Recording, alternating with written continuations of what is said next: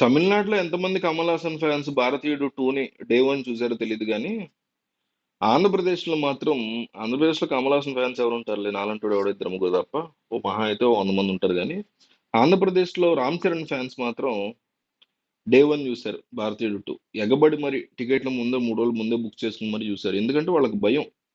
మరి ఆబ్వియస్లీ ఉంటది కదా, ఆ ప్లేస్ లో రామ్ చరణ్ ఫ్యాన్స్ ప్లేస్ లో ఏ హీరో ఫ్యాన్స్ ఉన్నా అట్లాగే భయపడతారు. ఎందుకంటే భారతీయుడు టూ రిజల్ట్ చూసే కదా శంకర్ యొక్క పొటెన్షియల్ ఎట్లా ఉంది అనేది మనం జడ్జ్ చేయగలం. ఫర్ ఎగ్జాంపుల్ భారతీయ టూ ఇంకా రిలీజ్ అవ్వలేదు అనుకోండి, ఐ సినిమా కానీ, రోబో టూ సినిమా కానీ, స్నేహితుడు 3 ఇడియట్స్ రీమేక్ కానీ, వీటిల్లో శంకర్ పొటెన్షియల్ తగ్గుతూ వచ్చిందని క్లియర్ గా అర్థమవుతుంది. తగ్గడం కాదు, చాలా డిజాస్టర్స్ గా పడిపోతుందని అర్థమవుతున్నప్పుడు మరి రేపు భారతీయ టూ రిలీజ్ అవుతుంది, దీని తర్వాతే మా హీరో గేమ్ చేంజర్ వస్తుంది అనేటువంటి భయం ఆబ్వియస్లీ ఉంటుంది ఫ్యాన్స్ లో. సో దాంతో వాళ్ళు చాలా ఇంట్రెస్టెడ్ గా మూవీకి వెళ్ళారు, చూశారు. డే వన్ అర్థమైపోయింది, అమ్మో శంకర్ ఏదో కొమ్ముంచేలా ఉన్నాడు అని. అప్పటి నుంచి కూడా ఆ రకమైనటువంటి భయం అయితే వాళ్ళని వెంటాడుతుంది. కానీ ఓన్లీ హోప్ ఏంటంటే ఈ సినిమాకి, అంటే గేమ్ చేంజర్ సినిమాకి కథ ఇచ్చింది కార్తిక్ సుబ్బరాజు అవడం ఒకటే బిగ్గెస్ట్ హోప్. కథన్నా బాగుండి కాస్తన్నా యావరేజ్ గా అవుతుందా, లేదా దీంతో అన్న కంబ్యాక్ ఇస్తాడా అని. ఎందుకంటే ఇప్పుడు భారతీయుడు టూ ఫ్లాప్ అయిందండి. శంకర్ ఆ సినిమా తను చూసుకున్నాడు, ఫ్లాప్ అయింది, బాధపడ్డాడు. ఈసారి నేను చాలా కసిగా పనిచేయాలి నెక్స్ట్ సినిమాకి అనుకున్నాడు. నెక్స్ట్ సినిమా గేమ్ చేంజర్ పని చేశాడు అనుకోండి, అది వేరే కథ. ఆ ఊపు మీద ఉన్నాడు కాబట్టి. ఇప్పుడు ఆచార్యతో ఫ్లాప్ ఇచ్చినటువంటి కొరటాల శివ దేవరాకి కసిగా పనిచేస్తున్నాడని మనం ఎక్స్పెక్ట్ చేస్తాం ఆబ్వియస్లీ. చేస్తాడు లేదా రిజల్ట్ వచ్చే చూస్తాం. కానీ శంకర్ కూడా అట్లాగే చేస్తాడు కదా గేమ్ చేంజర్ అనుకుందాం అంటే, ఆ సినిమాని కంప్లీట్ చేసి కూర్చున్నాడు. రెండు కంప్లీట్ అయిపోయాకే భారతీయ టూ రిలీజ్ అయింది. సో సెకండ్ దాని అవుట్పుట్, గేమ్ చేంజర్ అవుట్పుట్ కూడా ఇట్లాగే ఉంటుందా అనేటువంటి ఒక భయం ఖచ్చితంగా వెంటాడుతుంది. గేమ్ చేంజర్ కి సంబంధించి కార్తిక్ సుబ్బరాజ్ ఇచ్చిన కథ ఒకటే పాజిటివ్. అయితే ఈ రీసెంట్ గా వచ్చినటువంటి ఇంకొక అప్డేట్ న్యూస్ ఏంటంటే, ఒక సాంగ్ కోసం, ఈ సినిమాలో ఒక పాట కోసం 12 కోట్లు ఖర్చు పెట్టాడు శంకర్ అని రాజీవ్ కనకాల రీసెంట్ గా ఒక ఇంటర్వ్యూలో చెప్పాడు. ఈయన ఈ సినిమాలో ఒక ప్రముఖ పాత్ర పోషిస్తున్నారు. సో ఈ సినిమా అంతా election based, election officer based, మొత్తం పొలిటికల్ సినిమా, ఒకే ఒక్క టైప్ లో కథ. ఆ లెవెల్లో మరి ఎగ్జిక్యూషన్ ఉంటుందో లేదో తెలియదు కానీ కథ అయితే బాగుంది అంటున్నారు. ఎగ్జిక్యూషన్ బాగుండాలని కోరుకోవాలి, మరి ఏ సినిమాని హిట్ అవ్వాలని కోరుకోవాలి ఒక మూవీలో వరకు మనం.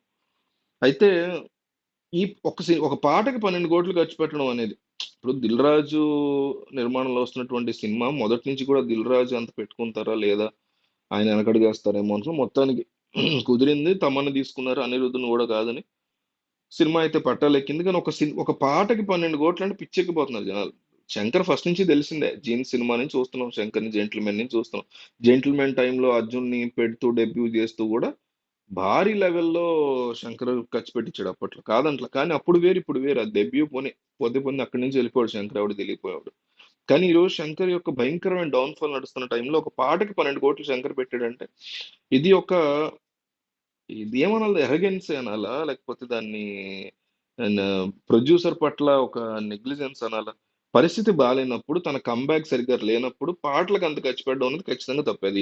ఏ డైరెక్టర్ రేపు పొద్దున్న రాజమౌళి ఫామ్ కోల్పోయినా సరే, సుకుమార్ ఫామ్ కోల్పోయినా సరే, ఇప్పుడు ఫామ్ కోల్పోయిన త్రివిక్రమ్ కైనా సరే, ఫామ్ కోల్పోయిన శంకర్ కైనా సరే ఇదే వర్తిస్తుంది.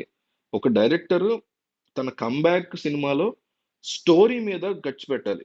మంచి మంచి రైటర్స్ ని రిక్రూట్ చేసుకోవటం కానీ, లేదా తాను ఎక్కువ టైం స్పెండ్ చేసి దాని మీద ఉండటం కానీ, ఇట్లాంటి వాటి మీద అతను ఖర్చు పెట్టాలి.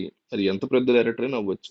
ఫామ్ కోల్పోయినప్పుడు, లేదు గేమ్ చేంజర్ తో మళ్ళీ ఫామ్ లోకి వచ్చాడు అనుకున్నాం ఉదాహరణకి, అప్పుడు ఇంకోటి ఏదో కొత్త కథ ఏదో తీస్తున్నాడు ఈసారి విజయ్తో అనుకోని శంకర్ 2026లో 27లో, అప్పుడు దానికి భారీగా ఖర్చు పెట్టాడన్న ఒక అర్థం. ఎందుకంటే గేమ్ చేంజర్ తో కంబ్యాక్ ఇచ్చాను కదా, ఇక నేను దున్నేసుకోవచ్చు, నా లెవెల్ పెరిగింది, నేను మళ్ళీ బ్యాక్ టు ట్రాక్ అని అనుకుని అప్పుడు పెట్టొచ్చుకోవచ్చు. కానీ ఇంత పేలవమైనటువంటి అవుట్పుట్స్ ఇస్తూ ఐ లాంటి అవుట్పుట్, అడెవడో ఐ క్లాసిక్ అనేసాడు గవర్నమెంట్ ఎక్కడ, మరీ నవ్వొచ్చింది నాకు.